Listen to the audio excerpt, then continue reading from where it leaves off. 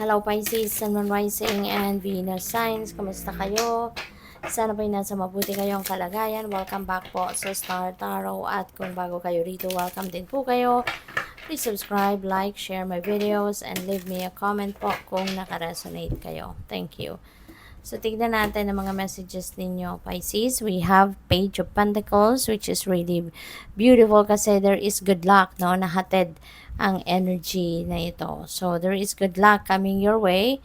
And yung swerte na yan, no? Could be related to your money, career, and finances, related to sale of property, acquiring property, mga loans, studies, scholarships, mga ganon, no? So, around those areas, ang siswertehin kayo rito. Kaya napakaganda.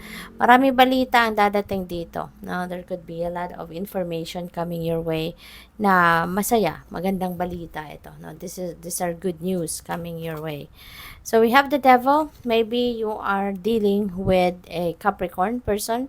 Baka yung panggagalingan, no, ng mga opportunities na dadating sa'yo could be from Capricorn, or baka din, no, meron kayong Capricorn placement sa inyong chart. That is also possible.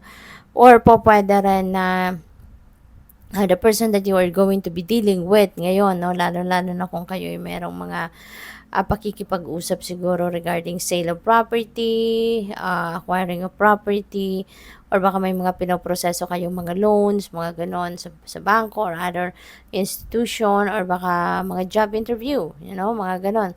Baka yung tao that you are going to be dealing with is a Capricorn, no? Kaya pumasok si Devil Energy. So, what else? We have the Empress. Ayan. Maswerte talaga kayo pagdating sa pera, karera, negosyo. Kasi si Empress, very abundant and prosperous energy ito. No? Lalo-lalo na pagdating sa pera. This is also creation energy. Kaya feeling ko rito, since meron kayong mga opportunity na dadating, merong mga balita regarding new opportunities na pwede ninyong pagkakitaan, maaring ito na yon. No? Ito yung sisimulan ninyo. Ano man ang mga mababalitaan ninyo, maybe you're going to take advantage of those opportunities at yun ang sisimulan ninyo. No? You're going to embrace it. Maybe you're going to put up your own business. Baka ikaw ay makikipagsosyo. Baka ikaw ay magsisimula ng bagong trabaho. Maybe magka-career change kayo. Yung mga ganon. Or pwede rin, no, na magsisimula kayong magpamilya. Kasi si Empress Energy is also a mother archetype, no? So, baka ang iba sa inyo magiging brand new mom, manganganak, or buntes, or magbubuntes, diba? Maaring mga ganon ang sitwasyon ng iba sa inyo. Kaya, good luck. So, tignan natin kung ano pa ang mga mensahe para kay Pisces.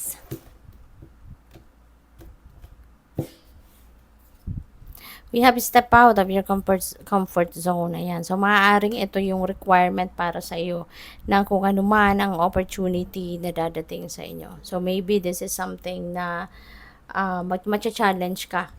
This is something na matcha-challenge ka. This is something na siguro this is the time din na mararealize mo na, teka lang, no? Maybe, ang ganda-ganda na itong opportunity na to.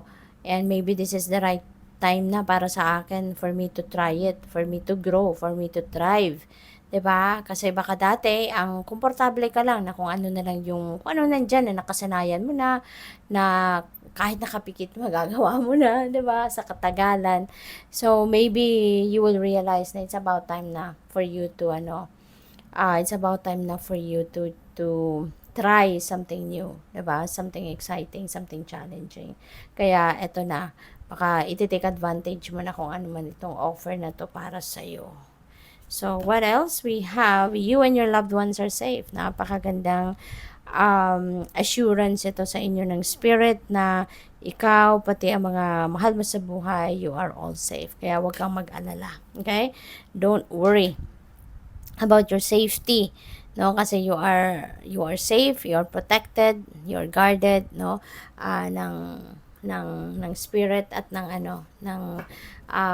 guardian angels mo, yung ganoon. Kaya assurance ito kasi baka kasi alam mo yun, nagwo-worry ka. Maaari din kasi na nasa malayo ka, no? Maybe you are far from your loved ones. Baka malayo ka sa anak mo, sa mga anak mo, sa pamilya mo, sa asawa mo, sa mga magulang mo.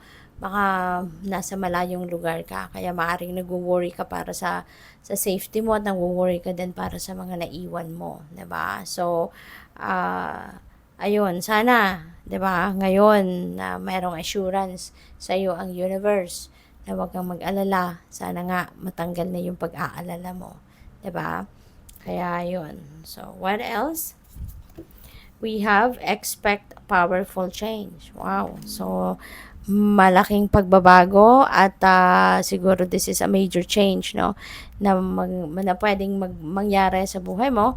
And since naka-attach siya dyan kay Empress, so maaaring meron ditong pagbabago sa inyong source of income, no? Baka magbabago kayo ng trabaho, ng career, siguro magbabago din kayo ng dynamics sa pamilya, sa relationships, yung gano'n, no? So, pwedeng gano'n. Meron din ako naririnig na employer, no? So, baka ang iba sa inyo dito talagang nagpaplano na gusto ninyo mag-apply sa iba, sa ibang kumpanya, maaaring mag-change kayo ng employer. Pwedeng gano'n. Kaya good luck. Thank you for watching. Love and light. Namaste.